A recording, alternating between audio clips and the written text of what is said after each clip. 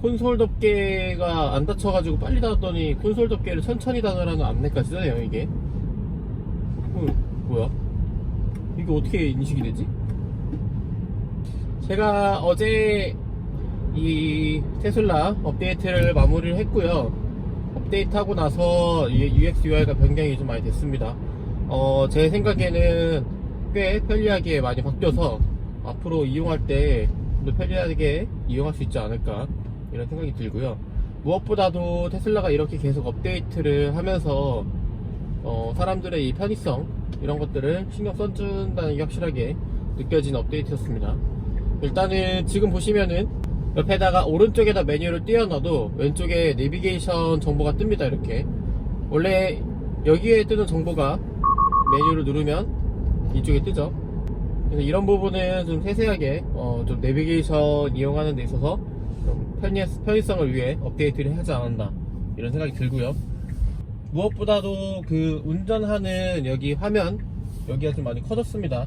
주행 정보를 알려주는 디스플레이가 커져서 여기에 차량 간의 정보들이나 그 다음에 주변의 이 안내 레이더로 인한 안내 시스템 이런 것들이 조금 더 안내가 확실하게 되는 듯한 느낌이긴 합니다. 자동차가 더 크게 보이죠? 주변에 그 가까이 있는 사물의 위치나 이런 것들을 이런 식으로 좀 더 자세히 알려줄 수 있고 확실하게 크게 보여주는 디스플레이로 업데이트가 되었습니다.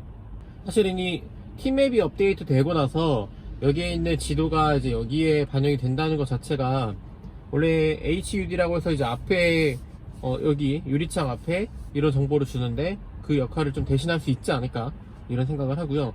원래는 여기에 있는 숫자 계기판이 이 가운데 정도 있었죠.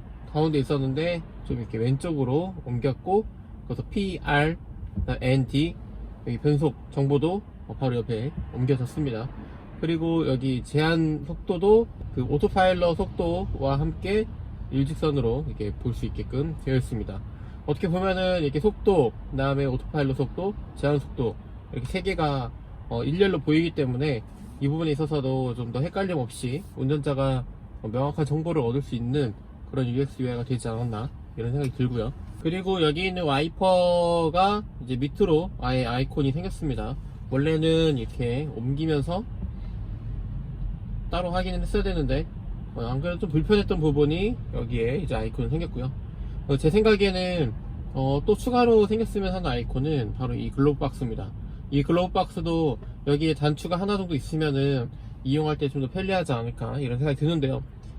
운전자보다 조수석에 있는 분이 어떤 운전을 할 때 이거를 막 화면을 바꾸고 이걸 눌러서 글로브 박스를 열기가 불편하기 때문에 제 생각에는 이후에는 이 글로브 박스까지 안에 아이콘으로 아예 고정되게 되면 어떨까 이런 생각이 좀 듭니다. 그리고 이번 업데이트에서는 토이박스가 좀 재밌게 바뀐 것 같은데요. 붐박스 같은 경우는 제가 이제 어떤 소리나 음향을 조절을 하면은 이제 이 붐박스를 이용해서 경적 소리를 내거나 제가 자세히는 모르지만 이게 스피커 역할까지 뭐 할 수 있다 이런 얘기를 들었어요. 그래서 이거는 도로보다는 사람이 없는 데서 제가 한번 이용을 해보고 어떤지 한번 살펴보도록 하겠습니다. 그 왼쪽에 있는 이 화면이 넓어져서 좀 불편할 줄 알았는데 오히려 더 비율이 괜찮은 것 같습니다. 여기에서 필요한 정보를 많이 알려주고 무엇보다 내비게이션 정보를 여기서 넘겨서 보여주기 때문에 내비게이션이 가려져도 큰 문제가 안 된다는 점, 그리고 이 자동차 주변에 있는 차량 정보 어떻게 보면 어라운드 뷰가 없지만 어라운드 뷰 역할을 해줄 수 있지 않을까 이런 생각이 좀 듭니다. 그리고 이번에 업데이트 된 것 중에서 또 편리한 기능 중 하나가 이제 슈퍼차저 이 이용 가능한 대수 3명 세대가 가능한데 이거 바로 지도에서 확인할 수 있죠. 운전 중에 이거를 클릭해서 몇 개를 사용이 가능한지를 누르지 않아도 된다는 점, 이런 부분이 상당수 업데이트가 되었습니다. 왼쪽 화면이 좀 더 가로가 길어지면서 오른쪽이 좀 짧아졌는데 그로 인해 이제 이런 카메라 화면 같은 경우는 좀 작아진 듯한 느낌이 있습니다. 근데 뭐 보는데 큰 문제는 없고요. 결국에는 좀 더 최적의 비율을 찾아가는 것 같습니다. 어떤 UX UI가 운전을 할 때 훨씬 더 도움이 되는지. 근데 생각 이상으로 불편한 부분은 없는 이유가 이 디스플레이 자체가 워낙에 좀 큰 사이즈이다 보니까 일반 자동차의 내비게이션이나 일반 자동차에 있는 디스플레이보다는 크기 때문에 어떤 비율을 사용해도 좀 더 편리하게 불편함 없이 사용을 가능하지 않을까 이런 생각이 듭니다. 제가 BMW 320D를 탔을 때 내비게이션 화면은 거의 이거에 한 4분의 1도 안 됐던 것 같거든요. 근데 그거에 비하면은 훨씬 크죠. 지금도 내비게이션 정보만 해도 꽤 큰 겁니다. 이 선도 조금 더 두꺼워진 것 같고요. 네, P모드로 해서 하면 이렇게 되고, 보이나요? 바퀴 바뀌는. 바퀴가 이제 핸드 조향에 따라서 같이 움직입니다. 오토파일럿 기능을 써도 여기가 더 넓어 보여서 앞에 있는 차량 정보나 이런 것들을 확인하기가 훨씬 더 좋아진 것 같습니다.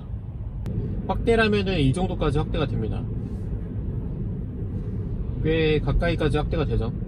현재 차량의 상태나 그 다음에 주변에 있는 정보나 이런 것들을 확인할 때 바퀴가 같이 굴러가는 좀 디테일도 같이 있고요.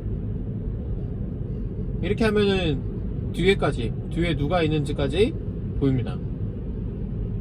뒤에 오토바이가 한 대가 오고 있는데, 네, 실제로 지나가고 있죠. 이렇게 회전을 통해서 주변의 상황을 확인할 수도 있습니다. 이 화면이 더 커졌기 때문에 이걸 보기에 훨씬 더 용이해지지 않았나 이 생각이 들어요.